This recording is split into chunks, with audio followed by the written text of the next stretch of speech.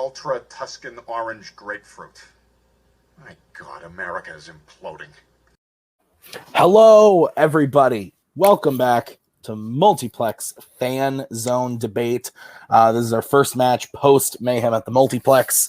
If you haven't watched that match yet, please go watch it. That was in part 1 of Mayhem. A great title match, but we're here today with a debut match, a debut singles match. We have Cameron Holzmann going up against Adelaide Spence.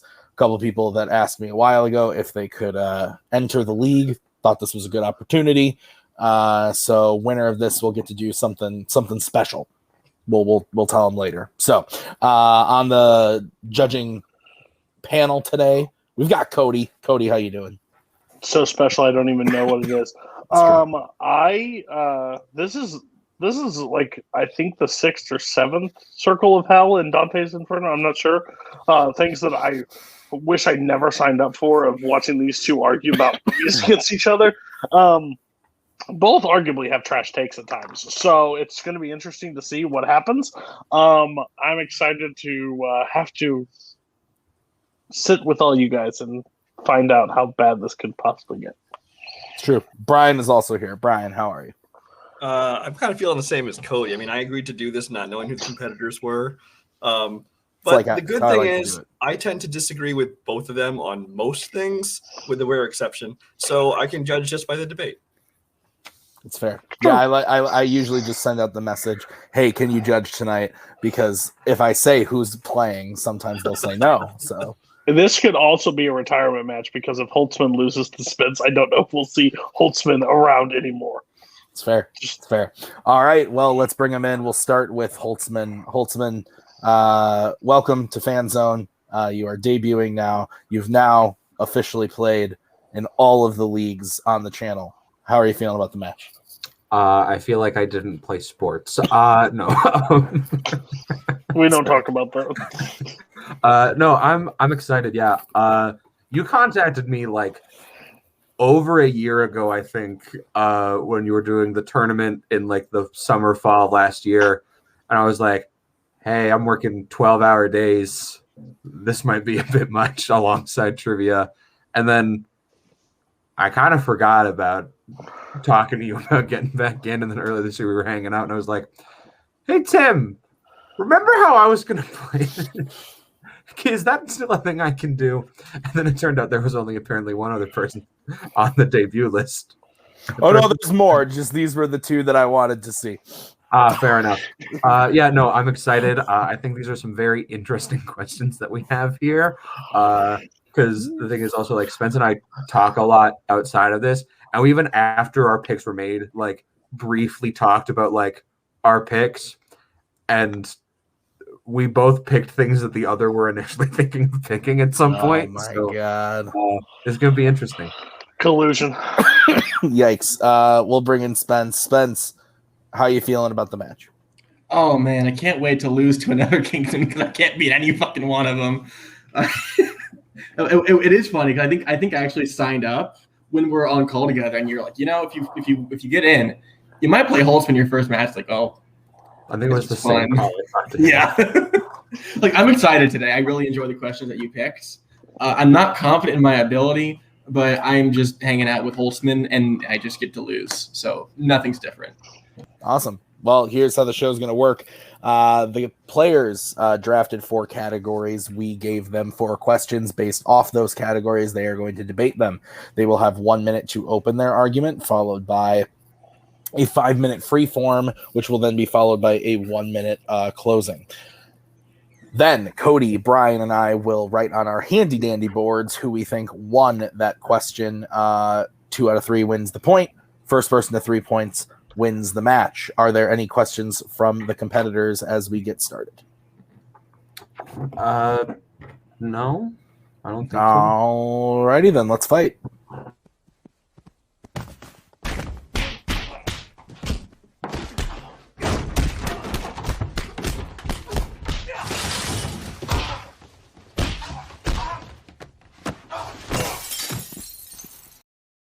All right, guys.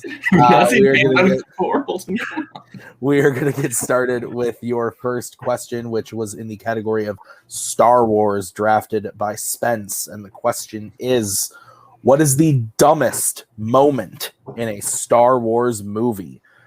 So Spence, you drafted this. We're going to start with you. You have 1 minute to open your argument. When you start talking, I will come in and give you a 10-second warning. Go ahead. I think the important thing to know about this question doesn't say worst, it says dumb. Worst implies that it inherently takes apart and dismantles everything set before it. Dumb is just, why the fuck is this here? And I think truly like the dumbest Star Wars moment is the making of Rey being a Palpatine. Because not only does it just not make sense in the universe, it adds nothing. It is more than just this breaks everything around it and fundamentally destroys what was created beforehand. It just doesn't make any sense. It was pointlessly included to appeal to no one, make no one happy. It was studio meddling to an extent of no positive gain being there. That is not bad. That is just dumb. Holzmann picked something which, while is a bad moment, I do not think it is truly dumb. I think it was set up to some extent in the universe prior. It's just there and it sucks, but not truly dumb. Rey being a Palpatine is dumb and does not work within anything talked about beforehand. All right. We move over to Holzmann. Holzmann, you now have 1 minute to open your argument when you start talking. So when it comes to Star Wars, there's a lot of stupid stuff that happens in these movies. But specifically, there's a lot of stupid stuff that happens in Rise of Skywalker, because I also picked something from that movie. I picked the infamous Reylo kiss. That moment where, Rey is dead. She's no longer alive. And Kylo Ren shows up, puts his hand on her stomach. She's alive. They kiss on the mouth. He gives a little giggle, and then he dies. So 2 seconds after she's dead, he kisses her, and then he's dead. It doesn't make any sense. It's a thing that we are told, sure, previously in the franchise. Yes, the Force can be used to bring people back to life. But using it to not only take away Rey's sacrifice, but ruin Kylo Ren's sacrifice to bring Rey back with this little 2-second kiss is absolutely stupid. It undercuts everything. It's so dumb. Just, romance. It's not really romance. Time. All right. 5 minutes freeform when one of you starts talking. If you talk over each other, I'll beat you with a stick. So be nice. I think your basis on it undermining Kylo's arc is not only incorrect, it doesn't really adhere to the question. He was on a redemptive arc, literally fought the Knights of Ren, and went and saved Rey's life. I think yes, but it undercuts the arc because it takes his sacrifice from being something that is fully selfless, where he is doing it for just the good of being a good person, and makes it a romance thing. It makes it not about, I am doing this for the good, I am doing this for redemption. It's, I'm doing this because I love Rey, and I want her to be alive more than I am. Kylo's journey towards being a better person has always been pushed by an outside force, namely Leia in The Last Jedi, and then Rey again in Rise of Skywalker. How he has always been pushed towards being a better person. Even in Last Jedi, when he and Rey are confronting in the throne room, he says, why are you holding on? Let go, because he wants someone there with him. He's never been singularly focused on being a better person. It's always been being a better person in reaction to another person. Reylo makes sense within the universe because of how much time he's spending with Rey on being a better person. But it doesn't, because the entire thing is Kylo Ren repeatedly tells Rey she is nothing. He tries to kill her. He only likes her, sees any value in her when she is with him, when she is on his side. That is not romance. That is obsession. That is doing it for your personal gain. Having them kiss doesn't forward a relationship because there isn't one there. It's him just using her for what he can. Meanwhile, Rey being a Palpatine, you say it's dumb. You say it doesn't make sense. I don't know how it doesn't. Sheev could have had a kid. We don't know. There's a lot of characters that we don't see as well. In the new trilogy, a lot of people, the fans, were theorizing and clamoring, and it was being hinted at that Rey was going to be the descendant of a previous Star Wars character. People aren't mad, and people don't think it's stupid that that's what it is. They think it's stupid that it's not Obi-Wan like they wanted.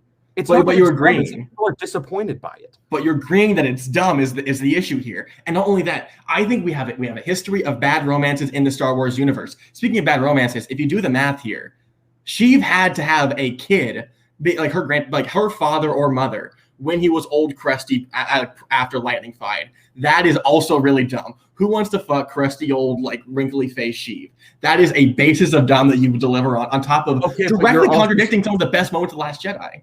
But the thing is, it's not. It doesn't have to actively contradict the moments of The Last Jedi. Sure, if you're saying that it contradicts the whole like you're nothing, you're the kid of no one. Have you ever thought that Kylo Ren, a villain who is abusive, tortures, and constantly degrades and betrays Rey, could have lied to her? Could have just not been honest with her for his own personal gain, break her down so that he can try to build her up and mold her into his own thing, like some sort of Barbie doll that he can use for himself?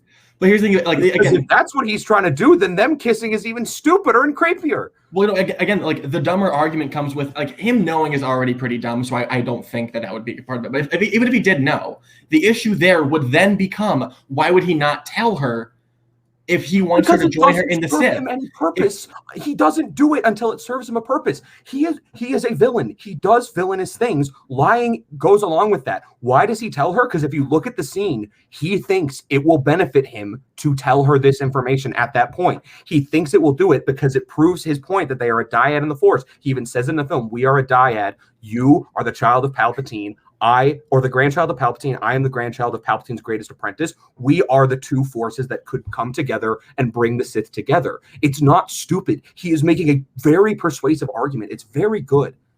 It's really not good though, because like the dumbness comes from he has no reason to know in anything prior. He is not a part of her evolution or her journey of being a Palpatine. Palpatine fucking reveals it for no reason. 1 minute. Has no connection to anything going on in the background. Meanwhile, the Reylo kiss is something that's constantly set up. The reason that there are so many fucking obsessive like fan Twitter accounts over Reylo is because the fan base knew and understood it was going to come.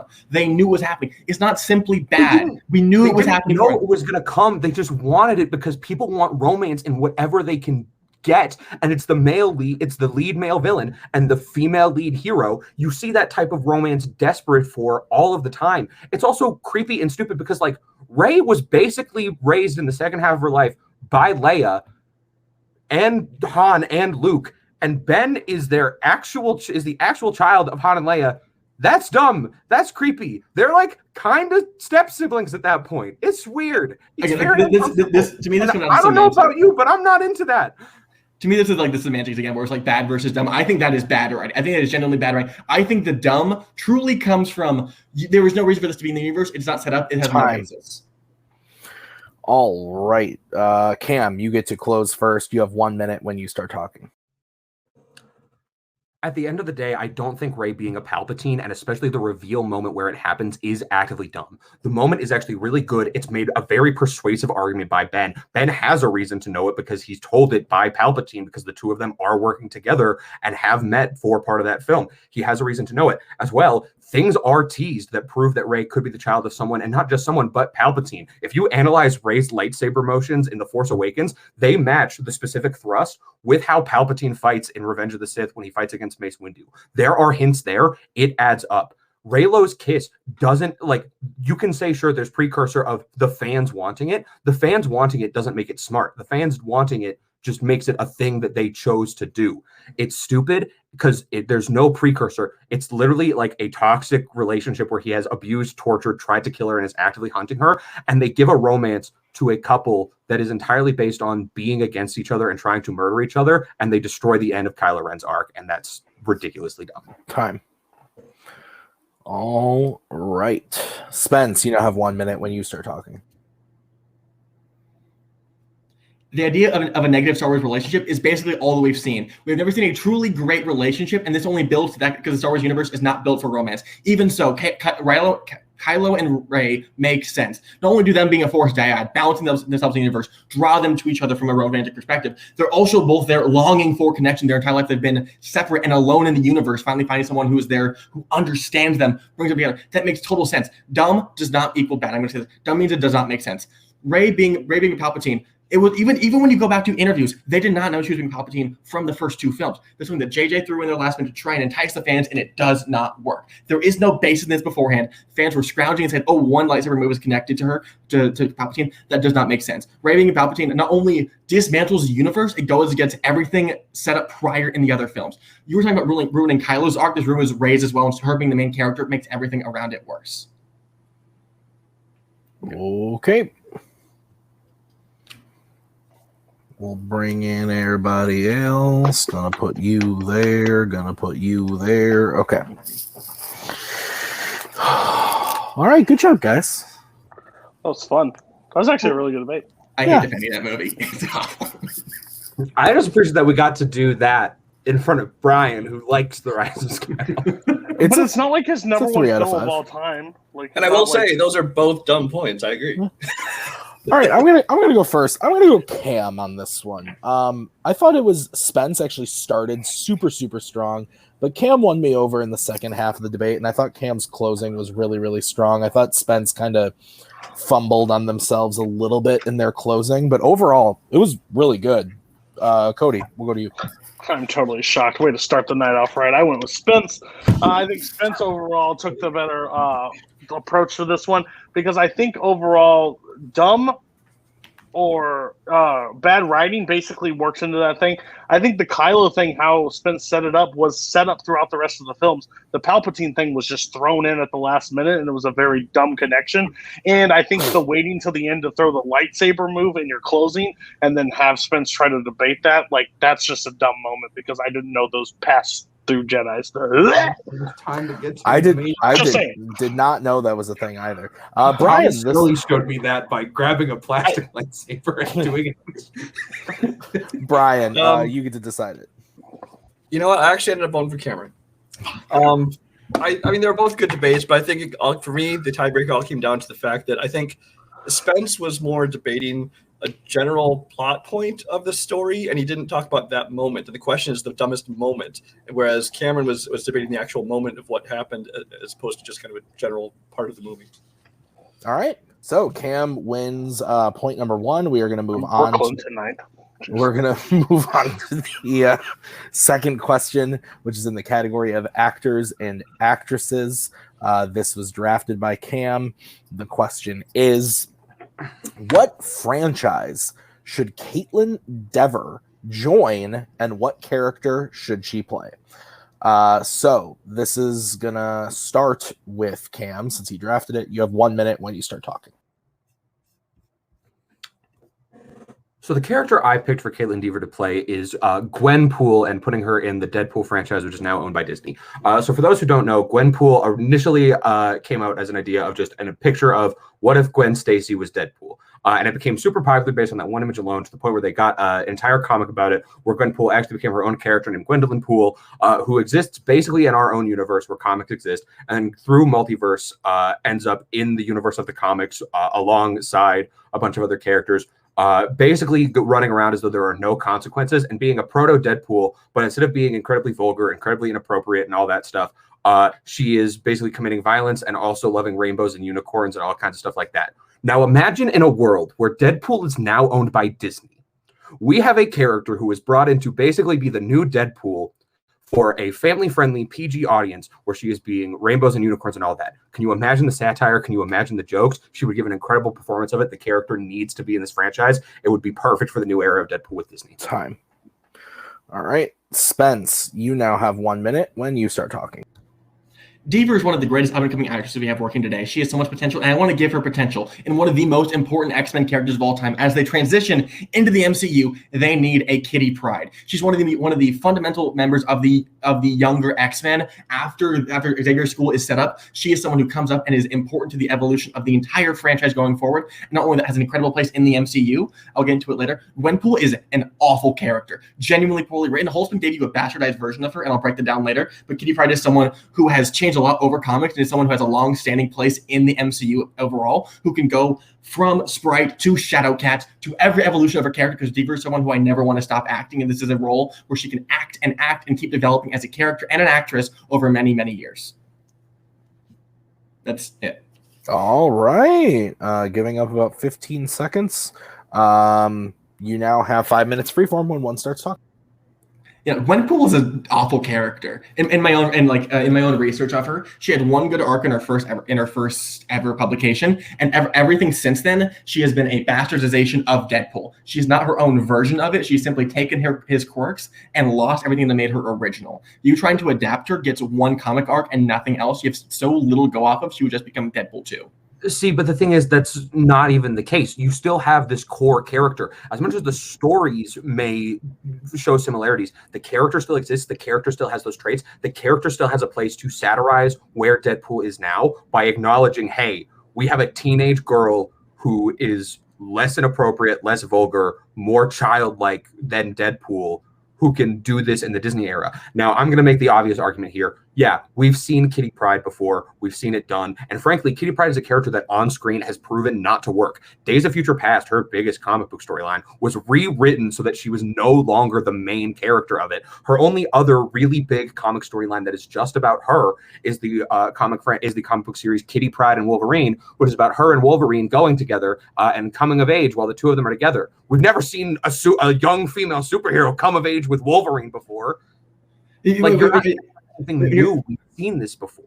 You're undermining how important. Like, I think that arc is genuinely incredible. It gives a great development towards. There's a demon going on in the story, and I think goes into another story I'll get into later.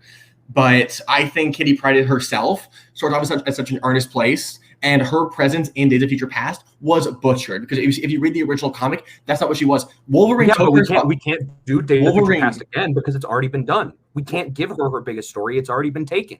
She only need the X-Men is a group of characters. You don't need to make one of them essentially the star. If you want a star, there's an arc in Uncanny X-Men called Demon, where she is literally alien in Xavier's school, and that is one of the coolest fucking things I have ever heard, and it stars her. That is a great Disney Plus original miniseries or movie. The thing with Gwenpool, which fundamentally takes down everything, is you don't need that character in there, because then you're not being honest to her in the comics. Again, she has been taken from her first arc into being discount Deadpool. You can make anyone else the anti-Deadpool or the Disney personification. She does not need to be there. She's a bad choice. Anyone could fit it.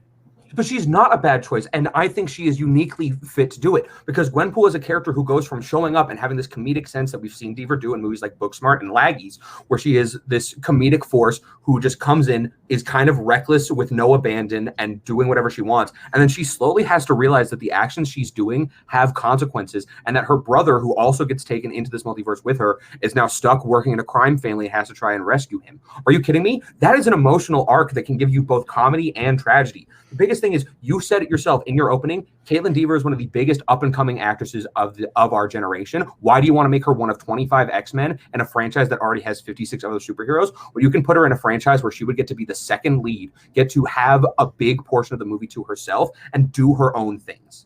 Well, they get the issue you create is not she doesn't fit as the character. You are casting let's say Books. I haven't seen Laggy, so you have to talking Booksmart. She is not the comedic force.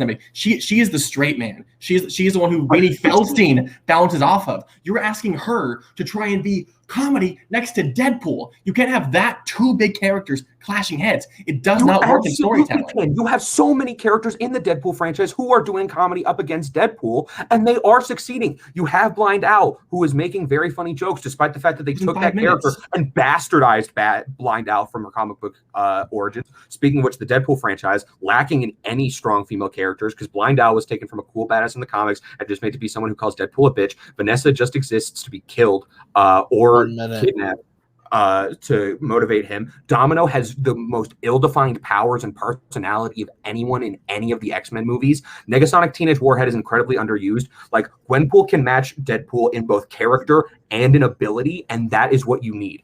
I want a person who basically comes in saying, Disney sent me to replace you, and have him deal with that, acknowledge it within the film. But the thing is, you're significantly overlooking Cable, who is the best person to opposite Deadpool because he is a straight man. He's there to balance Deadpool. The thing is, you're giving two Deadpools in a universe because at this point in Gwenpool's story arcs and all the comics going on right now, she is just Deadpool but female and slightly more self-aware. That's all that it is, though.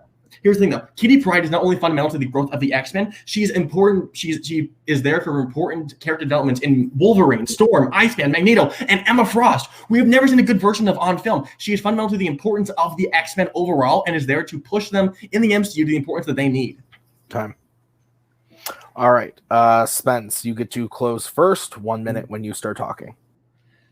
At the start of this argument, I said that Deaver is someone who needs to evolve over time as an actress in this franchise, and that goes for that. Again, Sprite is someone who started off good, and she evolves towards and Kitty Pryde eventually evolved into Shadowcat, who is a more dynamic and complex character. I think that's something that Deaver can work with.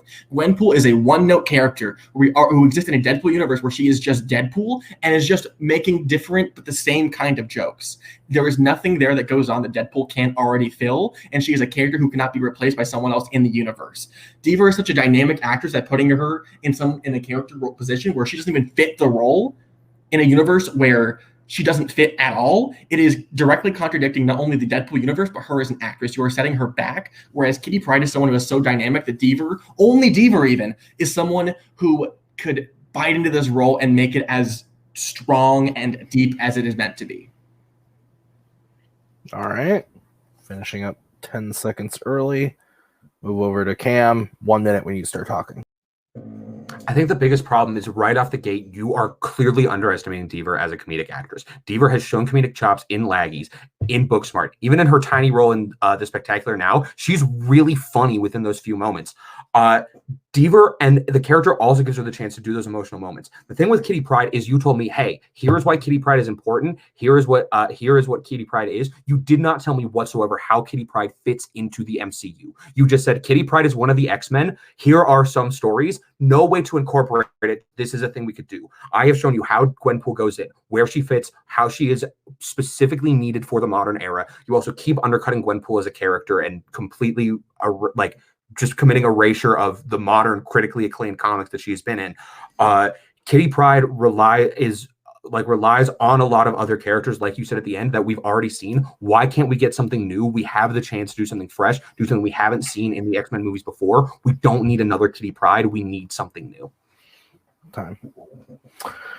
Okie dokie. Artichoke. Oh, man. I'm not ready. Okay. I really like that prop, by the way. It was awesome. I'm just glad you didn't ask best Deaver performance, because then it would have been a fight to see who gets to pick short-term 12 first. Yeah. Brian, you good? Cody, you good? Yeah, I'm good. Brian, you get to go first because you decided last time. While I would love to see Caitlin Deaver in a Gwenpool performance, I give it to Adelaide. For me, there was a couple things that brought it. For one, Cameron, I think, was arguing a lot of, of what they did with Kitty Pryde in the previous versions, which to me is kind of irrelevant to what they would do with her in the new one. And then also, I think that Adelaide hit pretty well with two things. One, talking about how in the comedy she's been in, she's largely the straight man, taking on such a big comedic character, and also one that is largely basically playing another version of Deadpool up against Deadpool would not work very well. But I mean, like I said, I would love to see it, but when it came down to it, big Spence. Okay, we're all over the place tonight, boys, because I went with Cam. I thought that Cam's whole argument about needing a strong female character in the Deadpool franchise was a big thing, that Deaver has actually shown the comedic chops in these other movies that Spence even acknowledged they haven't seen. And overall, I thought the pitch of just like bringing the Kitty Pryde character into the MCU wasn't as strong as what we could get out of this new thing with Gwenpool. So I'm with Cam. Cody, you get to decide this one. I'm with Cam. I'm sorry. This was a lot closer. I'm glad we did this. What I felt the worst about. I'm glad we wrote the board thing, because what Brian was saying was like a lot of sense, like after the fact. But like, it was just basically a semantics argument of where they all fit and if she'd be Gwenpool. I don't think she could play Gwenpool personally. I think that would be a terrible decision for her to do. but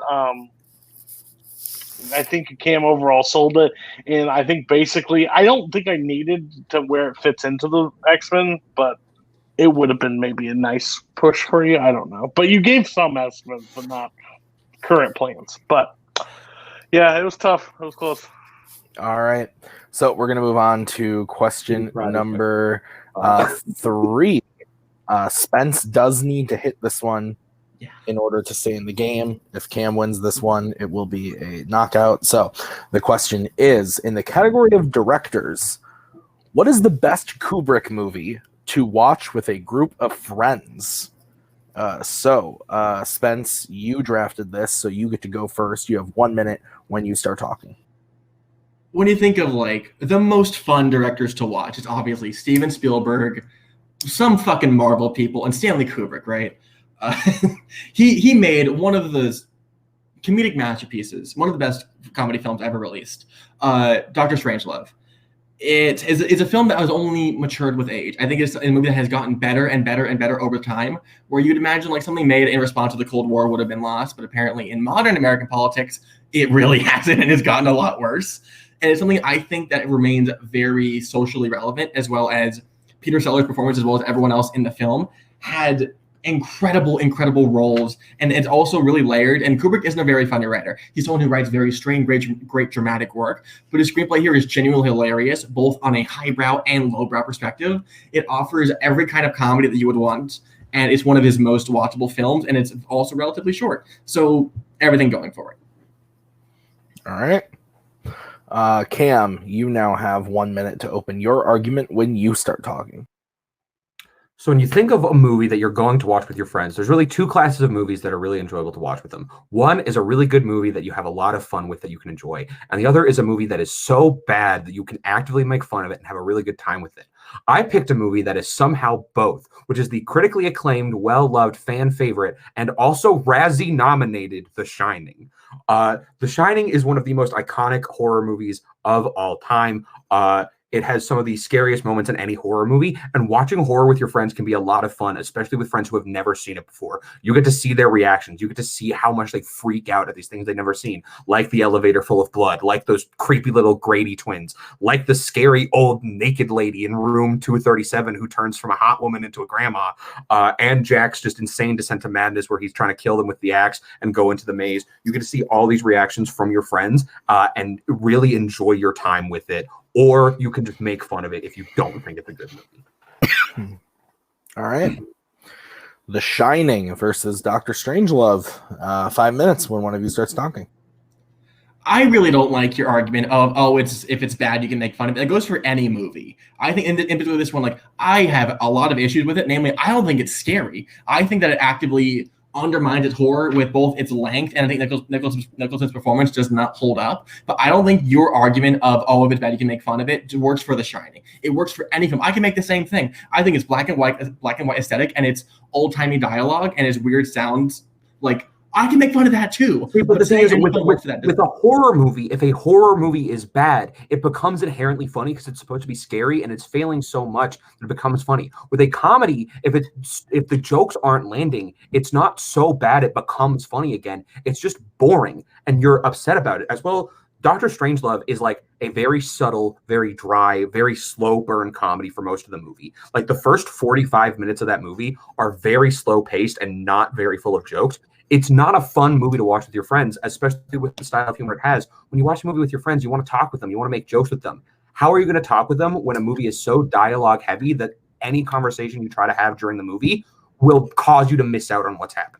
Well, again, like the idea of Dr. Strangelove has layers of comedy. It's like, yes, a lot of what they're saying is very socially relevant, and it's like that hearty chuckle of, I'm smart, so I get it. And also, half the characters' names are dick jokes. Literally, the end of the movie is a guy riding it like a fucking cowboy. It is dumb. It is low bar comedy, and it balances both of them incredibly well. See, but that's the thing. You're arguing that it's like, it's this great political satire, but and like it's so smartly written, and then you also say, ha ha ha, dick jokes. Like the president's named Merkin Muffley. Congratulations, your name is Pubes. Like, it's not a clever joke. It's just there for the sake of being there to have another joke. Like, it doesn't play into who the character is. It doesn't really undercut the character because it's such a subtle joke that you might not even notice it. I had to look it up and read that name 5 times before I realized what that joke was. Well, but again, the idea of layers of comedy, there's the lowbrow and the highbrow. You're offering the same kind of argument where you're saying, oh, it could be either really scary or it could be really dumb. You can make fun of it. That's what we're both offering. There's different levels of way to watch this. What I'm saying is your other argument, your great horror and your contrast works for any other movie. You're saying that your movie can be watched on one level in this argument. But it still works for does not work. It doesn't work. It's not fucking scary. It doesn't matter if it works for other movies. If it works for mine, I can make that argument because it does not work for yours. As well, you're talking about all these great performances. I quote from Stanley Kubrick's biographer John Baxter in the documentary Inside the Making of Dr. Strangelove. You say all these characters are great. Slim Pickens arrived on the set and somebody said, gosh, he's arrived in costume, not realizing that that's how he's always dressed, with the cowboy hat and the fringe jacket and the cowboy boots, and that he wasn't putting on the character. That's the way he talked. So if I wanted to see Slim Pickens's great performance, I could just watch footage of Slim Pickens walking down the street and get the same thing.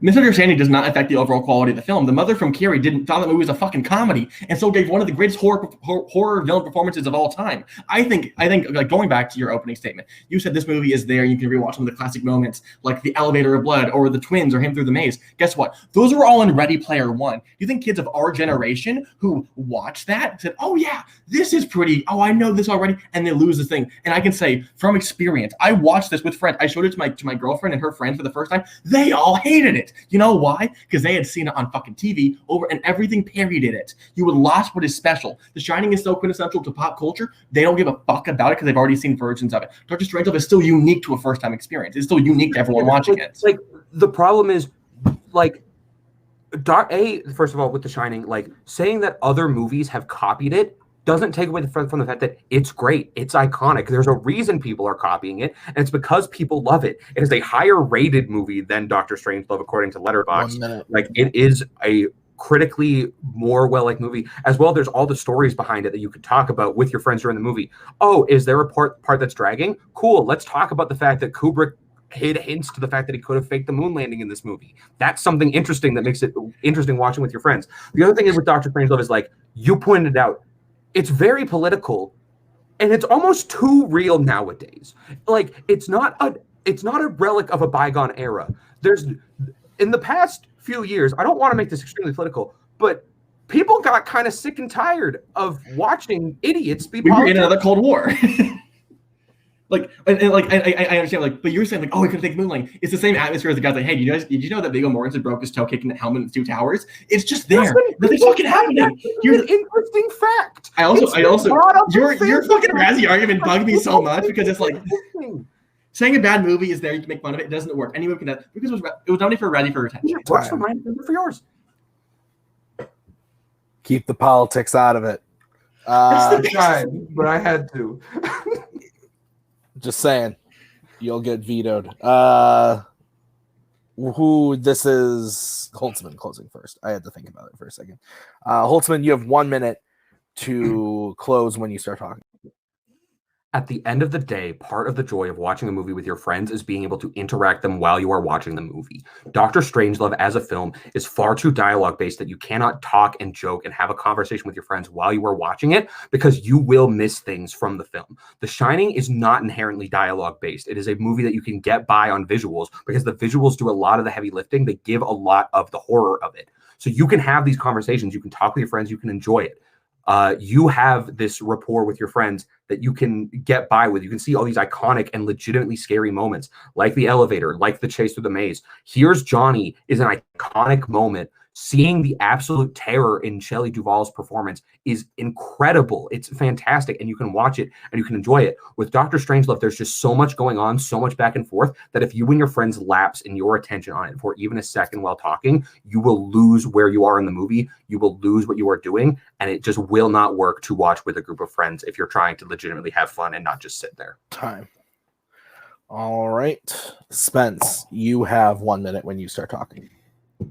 as America trends more political and educated, a movie criticizing those modern issues can still remain interesting. Not to bring politics into this, but it's a movie. It is a fear that we still live with and remains inherently engaging. And even beyond that, there are better horror films to watch with friends. The Shining is both uninteresting as horror and as storytelling. You say there's dumb ones to talk about it. Just because you put on a movie that's 2.5 hours long does not mean your argument is better because there's more time to talk about it. If you want to put on a horror film, put on something more interesting or more scary. If you want to talk, don't put on a fucking movie. You're not saying you want to watch a film. You want to watch highlight reels that, again, are parodied in every other piece of media. You are not watching The Shining. You are talking to friends and watching a highlight reel. I am offering you watching Doctor Strangelove, which is a film, like, if you do need to pay attention to it, it is still funny, again, to every level of human being, as well as, again, it is educated from a political perspective. It adheres to a lot of the reasons you would get together and watch something as a group. The Shining is not something that you would watch together because, again, you're undermining your argument. You're not watching it. You're talking to it. Time. All right.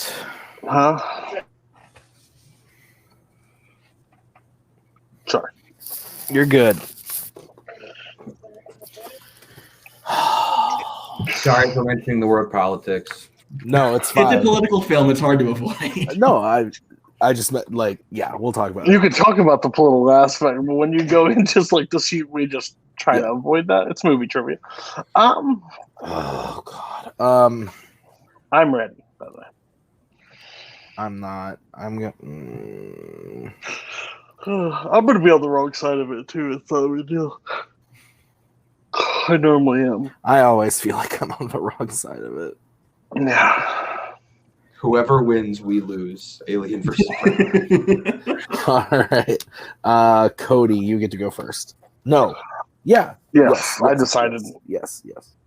So I felt like this was just a bunch of bullshit conversation, and these are like two people I never want to watch movies with ever because apparently y'all just want to fucking chat the entire time. So why are we putting on a movie? But this did raise the question: we should have watched Still Alice in Wisconsin, Kim, because movies that don't work together as a group. I overall think this whole conversation was. I think there was a lot of things used for the film to like. The outside stuff like the Razzies and stuff like that to sell it as two different things that you can do. But I feel like Spence kept hammering it home, but that you can apply that to any movie possibly and say you can have fun thing anyway. So I went with Spence because I think Spence overall explained why the stuff will work together as a film. Even if the comedy doesn't work for you, the horror might not work for you. There's a lot of elements into there that work. And and I think the driving home of sitting through the entire Shining would, as a friends might not work either. Brian. So I'm here to listen to people bash Star Wars and praise Kubrick. I don't know why. So for this debate, this is probably the closest one for me. I did end up voting for Spence. The reason being that I think that the tiebreaker for me, Cameron kept trying to hit home how you can't watch it with your friends because you'll be laughing and missing out on lines, and the whole idea that you can't have fun watching a comedy with verbal dialogue jokes with your friends seems ridiculous to me. So they kind of lost me with that part. All right, my vote doesn't count. I'm not going to talk too much, but first clean sweep of the night. So we're going to move on to the final prep question. This question is in the category of DreamWorks. This was drafted by Cam. The question is, who is the best side character in the How to Train Your Dragon series? Cam, you get to go first. You have 1 minute when you start talking.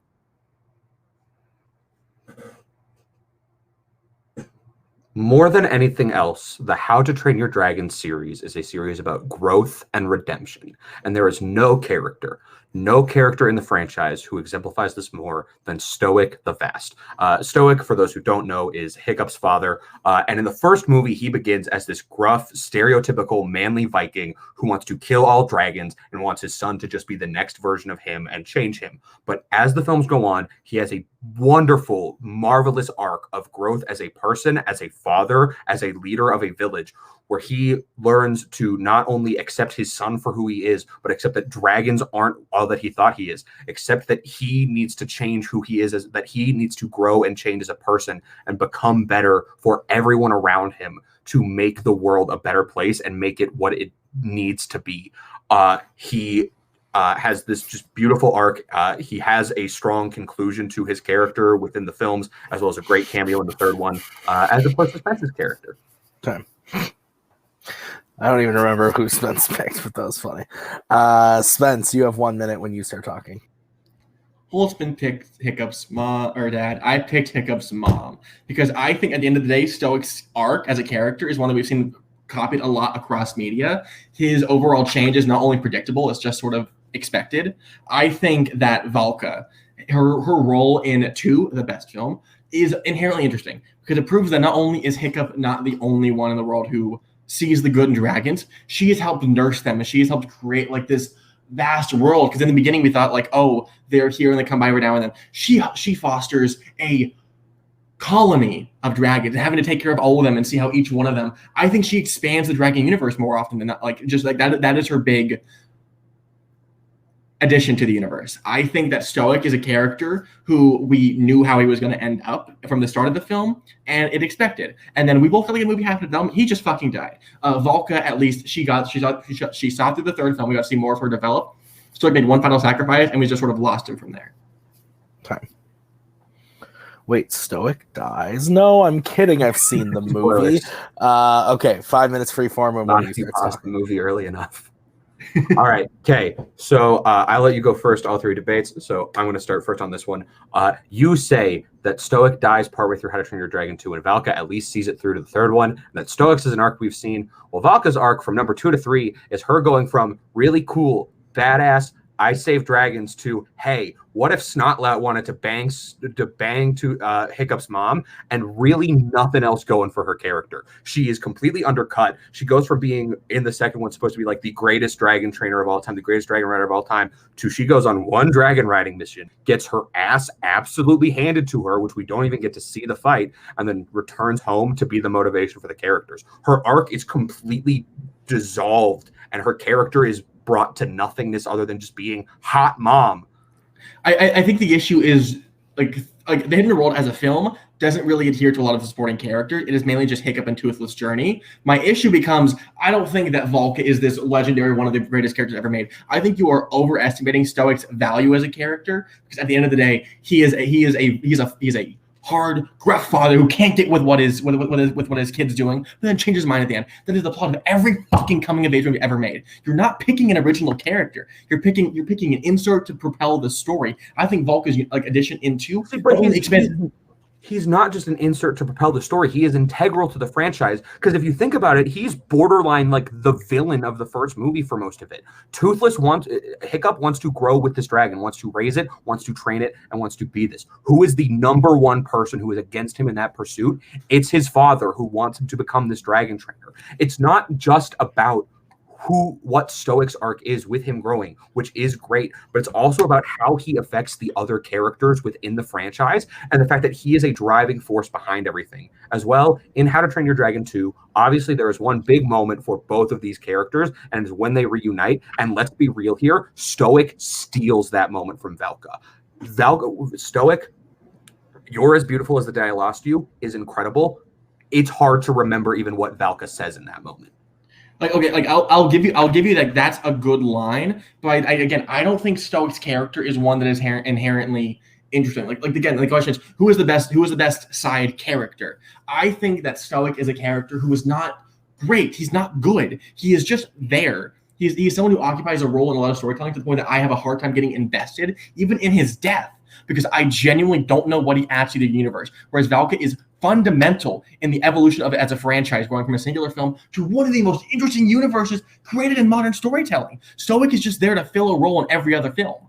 See, but he's not. And you say, what is his role in the second one other than to die? His role, and even with his death, is to stop Toothless from killing the one person, even more than Valka, who believes in a joint world between humans and dragons. Valka isn't about a bond between humans and dragons. Valka is about dragons being kept separate and being kept away from humans, to the point where in original drafts, Valka was supposed to be the villain, and they changed it because they thought, why give her an even more interesting character when we can just make her the mom? Like she is there, but Stoic's sacrifice you're making to be meaningless, as though it's not him stopping Toothless from committing the most unforgivable act that Toothless could commit, killing the one human who gave dragons a chance and showed everyone that they could belong. Well, one, it wasn't even Toothless' choice. So you're taking agency out. You're giving him agency that he doesn't have. But the other thing, though, is that if anyone could have done that, that is not singularly Stoic. Other characters, namely Astrid, even fucking Gobber, or Valka even, could have done that. Nothing like Stoic doing it is not singular to his character. They simply gave it to him because they didn't know what to do with him for the rest of the film or even for the third film. He's a character whose usefulness in the story ends in the first one, and he is there in the second one because they don't know what to do with him. Valka is a character who the same issue comes with her in the third, but I think she is more important to the overall universe and more interesting as a character. Stoic's just there. Like, you can't say they didn't know what to do with Stoic in the third one, because the thing is, Stoic still makes an appearance in the third one. He makes that small cameo in the flashback sequence, and it gives us so much. It gives us so much backstory to who Hiccup is as a person and to who Stoic is as a person, where you see Stoic giving Hiccup the sense of wonder, the sense of belief, the sense of magic, but still it's twisted in his mind, where he gives Toothless the idea, I can go out and find all these, or Hiccup these ideas that I can go out and find these dragons, and Stoic is, I can go out and find these dragons and kill them. You have him going from villain to hero, committing the ultimate sacrifice, being this incredible character, whereas Valka shows up and is disserviced by the franchise itself as it goes on. Time. Okay. Spence, we're going to start with you. You have 1 minute when you start talking.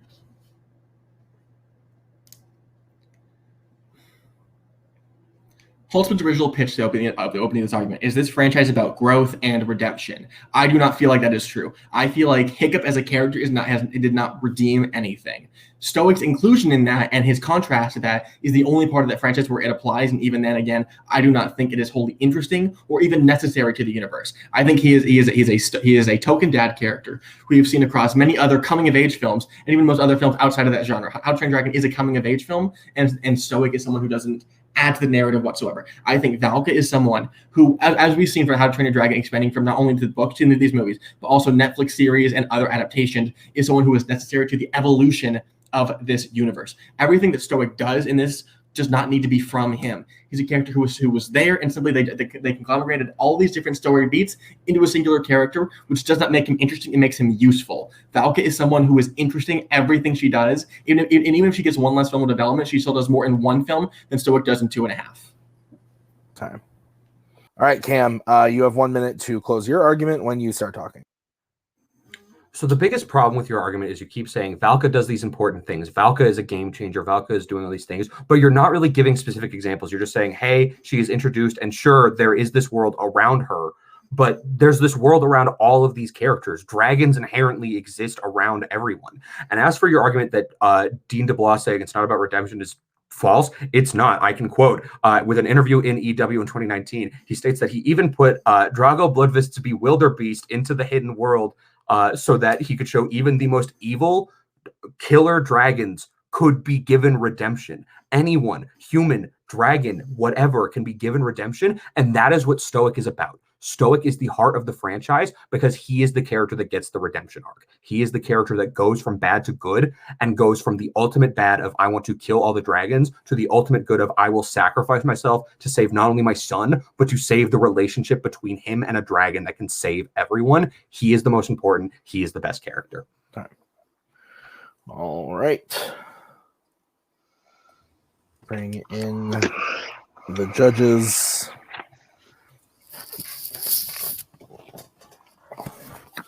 And once we're all good, we'll get started. Brian, you good? Yeah. Cody? Okay. First, there was Nick Twig and the Star Trek. There was Robert and the Middle Earth. There was Kirk and the Romero. And now I think there's Cam and the How to Train Your Dragon. I thought he did a great job. He ripped Valka apart for me and completely sold me on why Stoic is the best option here across all three films, even in his small role in the third one. and Spence couldn't really get anything to me about why Valka was better. So, Cody, we go to you next. Yeah, Cam, if Cam plays more, Cam's going to learn that not all inside baseball stuff that he knows about or can find on the computer is valid to bring up and matters at all. All research. I, as judge, don't give a fuck. But I went with Cam because at the end of the day, and by the way, Spence, if it was up to me, we'd be tied. But in this one, it was just too close, too much information, too much. And honestly, kind of painted his mom as a bitch and like couldn't get shit done. So that kind of sucks for her because I actually like the mom as a character, but now I have to second guess. Like, damn, maybe she's not as good as I thought she was. And Brian, where would you have gone? For me, it was decided fairly early for Cam, and that was because there's one point that he hit real well is that Stoic kind of had this arc and this growth from 1 to 2, whereas Valka like was great in 2 and actually got worse and less important in 3. It was kind of a downward trajectory, and I don't think Spence ever quite recovered from that. All right, so your winner is Cameron Holzmann. We are going to start by talking to Spence. Spence couldn't quite get there today, but you actually played really well. There were votes for you on every question but that last one. You were the only sweep of the night before that one as well, so impressive. All 3, I felt the first 3 were very, very close. You did a great job. How are you feeling? I mean, I knew this game was going to come down to the Deaver question. I felt very confident in that and the Kubrick one. It just so happened that I didn't get to like a critical point. I was not winning this argument. I knew that How to Train Your Dragon. I was out of it. I needed to do better in the other 3, and didn't come to fruition because Holtzmann is an insane researcher, as I figured out. Yeah. Spence, this does mean that you won't play anymore this season, but we will see you next season. Is there somebody that you want to play to try to get a win on the record? I enjoy debating against someone I know because I can at least like predict what they're going to say, but also like know that no bad blood will come. So, like, how about like Nico? Maybe like ex-teammate could be good to just like ham it out. We'll see where the rankings are at by the end of the season, but that's a possibility. It's a possibility. I'll never say never, but Spence, we'll see you next season. Great job today. You did well. Let's move over to Cam. Cam, you won your first match, and in a pretty dominant fashion, 3-1. Very good game. How are you feeling? Yeah, I feel good. I definitely was I was excited for this. I prepared for this. I knew it was not going to be easy because the Kubrick question and the Deaver question were the 2 that I was sort of worried on. And luckily, I managed to pull one of those out. Kubrick was a crapshoot and didn't work for me, but we gave it our best shot. But no, How to Train Your Dragon is a thing I love, and I picked it. And then that question came up, and I sat there going, don't let Spence pick Stoic. I need Stoic. That's the only character that I truly believe is the correct answer to this question. And I got very lucky. But no, this was great. This was a lot of fun. I'm excited to play again. I would have picked Narnia, but there's only 2 of those in Fandom. That's fair. So I don't want to say on air who you're playing next, but you will be playing somebody else coming up soon. You're you're 2 matches away. No, I'm sorry, 3. I was right the first time. 3 matches away from a number 1 contenders match. So you're starting to get the things rolling. How are you feeling about just Fanzone overall and what's next? Yeah, I'm excited. Long ago, there was a different debate league I was supposed to play in, and then my match got canceled, and I was sad because I was ready to stomp someone into the dirt. And it's fun to have that opportunity again sometimes, where I just get to take all of my rage in movie discussions and have a functional outlet where I can just spend an hour releasing it for the week or the month, however long between matches it is, and just purging all of my rage about certain things and getting to yell at someone. I rewatched clips from Rise of Skywalker for this. That's fair. Well, Cam, we'll see you soon, sometime next month for your next match. So congrats on the win. We'll see you soon. Final thoughts from Brian. I thought it was a super close debate. I think my votes, got split 2-2 on the different categories. So yeah, it was a really good debate. I know that Spence from the beginning seemed kind of not very confident, but they clearly managed to stay in the loop there. So it was closer than they thought. And Cody, what about you? Yeah, it's interesting. Spence plays a different person. I think they could be 1-0 right now. I think they played super well. They prepared. Again, you never know when people say they want to debate and then they come in, you see actually what could happen. They both prove that they are great additions to the roster. The interesting thing for Cam moving forward, did he burn How to Train Your Dragon too early? Will that play out later? Like, there's different things that will play on his title run to get there. So he probably has a strategy behind it, but that's an interesting take on your very first match. So we'll see how it all plays out. But yeah, this was a great debate. Awesome. Well, that's going to do it for us today at Fanzone. Thank you guys for watching. We'll see you guys in 2 weeks with another match. We've got coming up Nazario Montenegro stepping back into the ring, and he's going up against the aforementioned Nico Suave Rigoli. So that's going to be very interesting. Can't wait to see that one. Cody's so excited to be there. So we'll see you guys real soon. Have a good one.